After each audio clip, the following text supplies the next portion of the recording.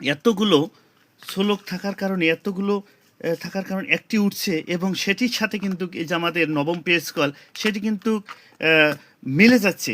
কেমন করে অধ্যায়টাও মিলে গেল যে পরম প্রাপ্তি বা মুখ্য লাভ বা পরম যেটা সর্বশেষ চূড়ান্ত সিদ্ধান্ত সেটি কিন্তু পেয়েছি অষ্টাদশ অধ্যায় থেকে।